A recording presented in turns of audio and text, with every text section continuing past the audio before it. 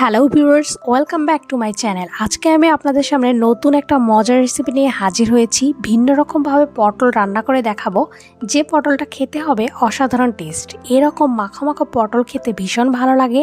আপনারা অবশ্যই রেসিপিটি পুরো দেখবেন। এজন্য প্রথমে আমি পটল নিয়ে নিয়েছি। পটলগুলোকে ছিলে খুব সুন্দরভাবে গোল গোল করে কেটে ধুয়ে নিয়েছি। এবার একটি কড়াইয়ে পরিমাণ মতো তেল দিয়ে দিব। তেলটা ভালোভাবে গরম হয়ে গেলে এর ভিতর দিয়ে দেব পটলগুলো তেলে দিয়ে দিলাম। এবার দিয়ে দেব সামান্য পরিমাণ হলুদের গুঁড়া আর সামান্য পরিমাণ লবণ। এবার লবণ আর হলুদটা দিয়ে পটলটাকে খুব সুন্দরভাবে ভেজে নিতে হবে। এগুলো খুব সুন্দরভাবে কিছুক্ষণ এভাবে নাড়াচাড়া করে ভেজে নিতে হবে। এরপর পটলগুলো খুব সুন্দরভাবে ভেজে নেওয়ার জন্য এবং সেদ্ধ করে নেওয়ার জন্য ঢাকা দিয়ে দিতে হবে। আপনারা এখনও যারা আমার চ্যানেলটি সাবস্ক্রাইব করেননি তারা প্লিজ চ্যানেলটি সাবস্ক্রাইব করে ফেলবেন। আমি ঘরোয়া রেসিপিগুলো অনেক সহজভাবে দিয়ে থাকি। আশা করি এই রেসিপিগুলো আপনাদের অনেক ভালো লাগবে। এবার ঢাকা দিয়ে দিলাম। এভাবে ঢাকা দিয়ে কিছুক্ষণ রান্না করে নেব। এরপর ঢাকাটা উঠিয়ে নিলাম। এ পর্যায়ে পটলগুলো সেদ্ধ হয়ে গেছে, পটলগুলো উঠিয়ে নিলাম। এবার একই তেলের ভিতরে দিয়ে দিলাম একটা শুকনো মরিচ মাঝখান থেকে ভেঙে নিয়েছি আর গোটা জিরে ফোড়ন। দিয়ে দিলাম কাঁচা মরিচ আর পেঁয়াজ কুচি। কাঁচামরিচগুলো আমি ছোট ছোট করে কিউব করে কেটে নিয়েছি।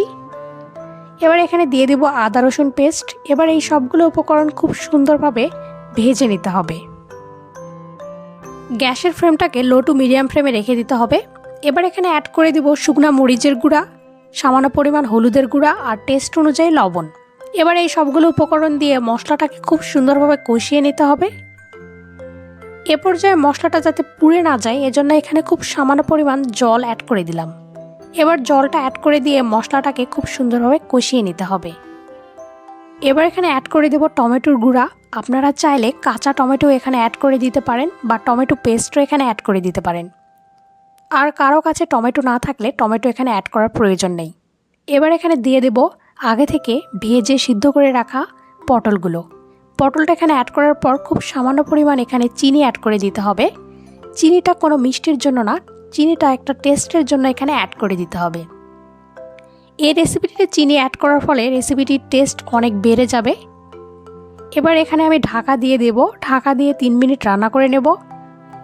এ পর্যায়ে এই রান্নাটা অনেক মাখো মাখো হয়ে গেছে এবং অনেক লোভনীয় লাগছে। এবার গ্যাসের ফ্লেমটাকে লো ফ্লেমে রেখে এটা কিছুক্ষণ নাড়াচাড়া করে নেব। এই রেসিপিটা আপনারা রুটি, পরোটা বা ভাতের সাথে খেতে পারবেন। অনেক ভালো লাগে এই রেসিপিটা। এটা এবার চুলা থেকে নামিয়ে নিয়েছি, পরিবেশনের জন্য একদম রেডি। তো ভিডিওটি আপনাদের কেমন লাগলো তা অবশ্যই আমাকে জানাবেন। আর এখনও যারা আমার চ্যানেলটি সাবস্ক্রাইব করেনি তারা প্লিজ চ্যানেলটি সাবস্ক্রাইব করে ফেলবেন। ভিডিওটিতে একটা লাইক দিবেন।